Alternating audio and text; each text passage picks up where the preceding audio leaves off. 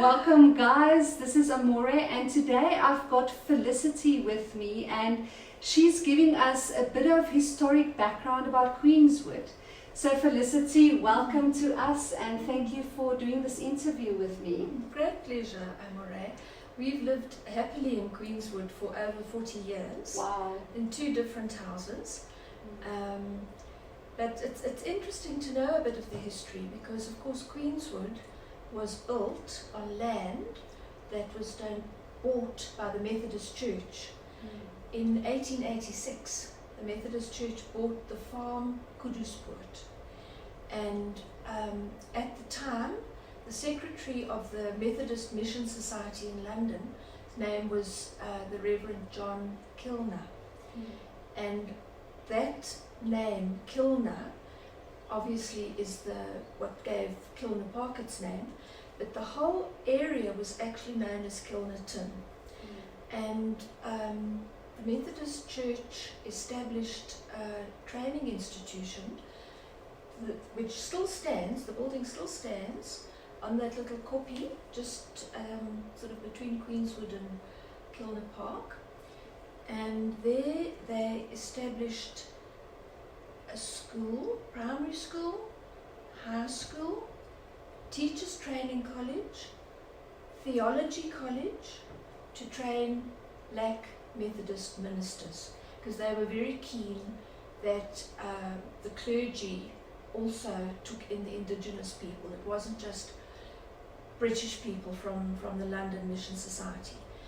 And this institution was very, very successful. It turned out excellent people, really eminent people who became, and are still, well-known names in South Africa.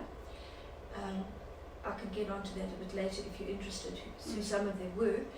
But the point is that the whole of Queenswood, Kilner Park, was owned by the Methodist Church, and all the street names in Queenswood are named after Methodist ministers.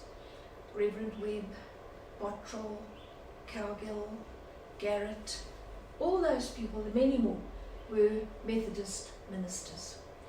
And the Methodists are anti-alcohol, and that's one of the reasons why there could never be a bottle store built at the Queenswood shops. Yes, and that only recently happened. It's only recently happened with the new Queen's Corner. Yeah, they've now got one there.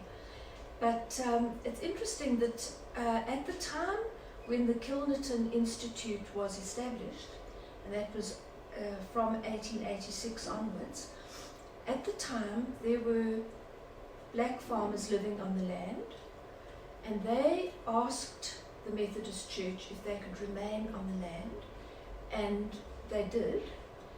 And it was actually called the Kilnerton village where they lived. And then things changed when the nationalist government came to power in 1948. Of course, the policies changed. In 1953, laws were passed that the government would take over all the church schools. So they took over the Kilnerton Institute and in fact closed it in 1962. And it remained unused. And at the same time, the black farmers who were living on the land were removed because this area was declared an all-white area. So they were removed. And then for many years that situation continued. But in 1994, when the new government took power, the Kilnerton Institute was reopened.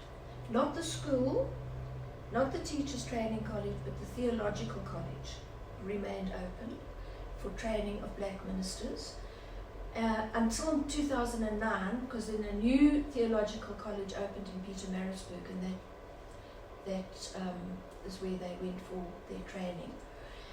But the school, the buildings, and that are still used as administrative offices for the Methodist Church.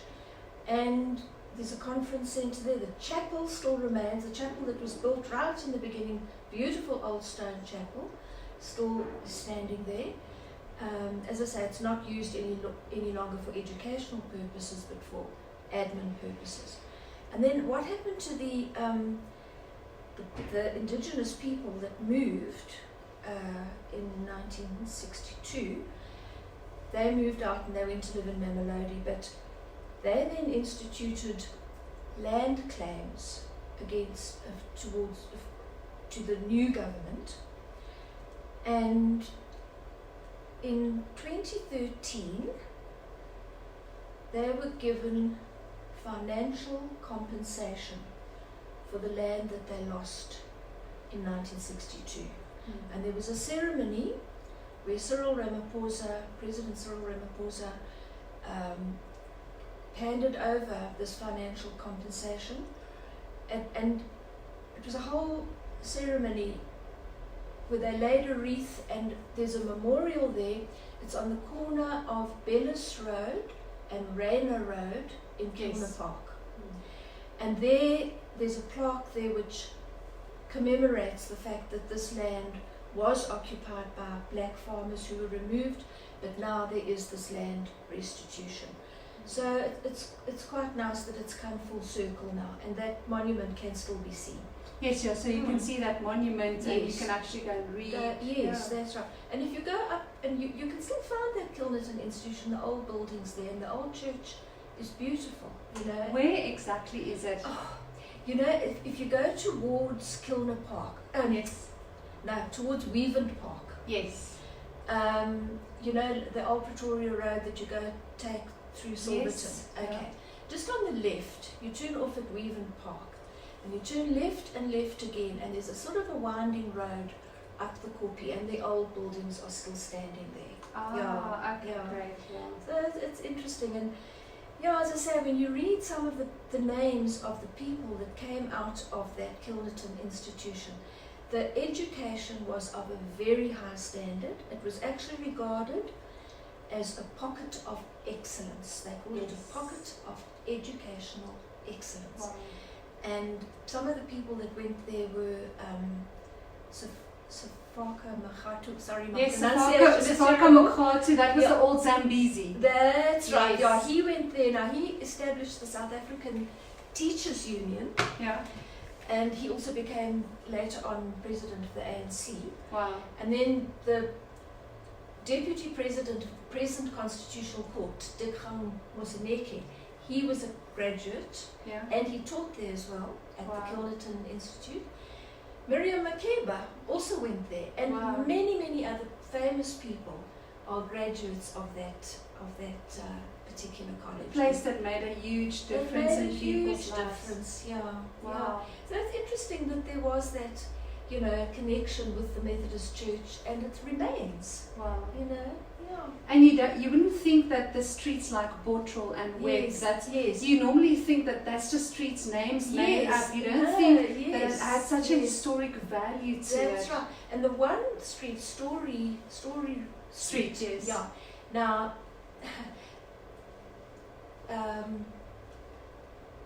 there's a present Reverend Alan Story, who is the son of Peter Story, who was also a Methodist minister, and his father was also a Methodist minister. I actually knew Peter Story, and he wrote a book which I read with great interest a year or two ago, and he talks about his childhood at the Kilnerton Institution. Wow. And do you remember the name of that book? The book is called I Beg to Differ. Wow. And it's written by Peter Story, whom I knew when I was a teenager. He's a bit older than me now, but he's still alive and still very active.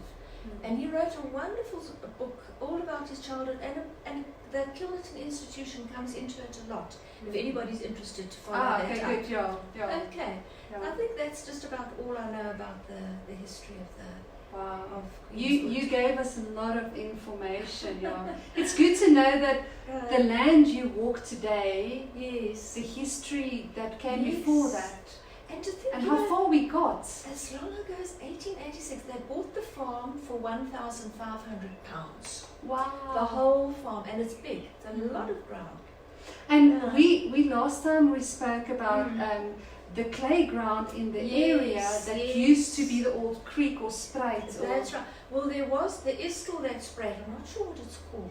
Yeah, that's why you would find it's like it's creaking. So it's Yes. you'll find that one house have like terrible clay Yes, cracks, and then the yes. next house doesn't. Yeah, But it or a was, street will have, and the next Yeah. street won't have at all. the little river that you still see now is quite small, but Mm. you know, at times it came down in flood, Wow. and then it, you know, affected a wide area of land. Mm.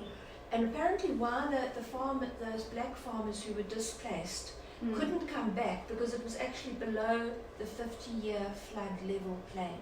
Yeah, and up to recently there was some banks, some of the bank institutions that didn't grant loans for properties close to that little spruit. That's right. Yeah, because it was in that flood line. Exactly, and it's not suitable for building Yeah. on. And even if you go down there in Kilner Park by Mm. some of the flats there, Mm. if there's a flood coming down, Mm. it really pushes out the water. Yes, Yeah. for sure. Yeah, it's got serious flooding can take Yeah. place. Yeah.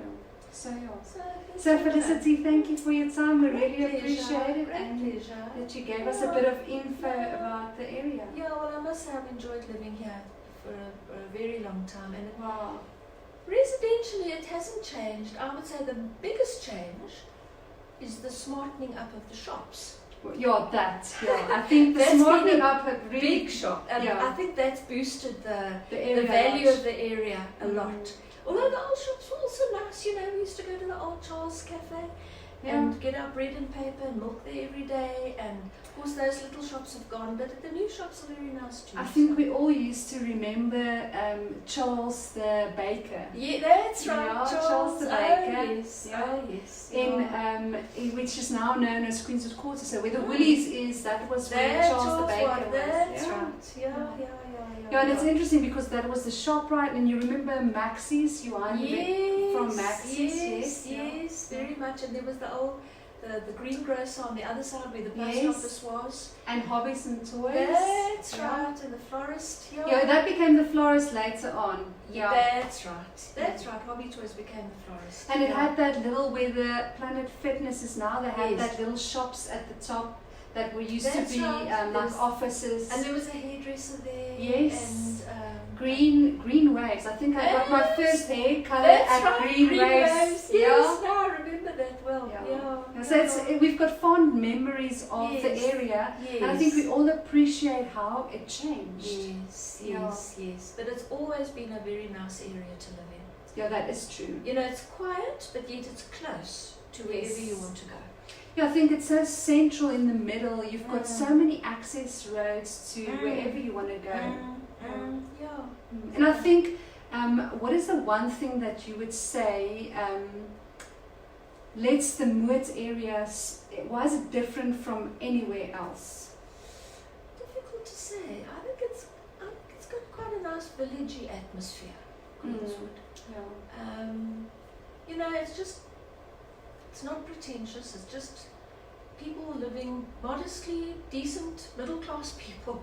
And it's people that for me it feels like a community. Yes, very much. And people that still care about each other. Absolutely. Yeah. Great. Thank you, Felicity. Pleasure. Thank you for your time. Okay.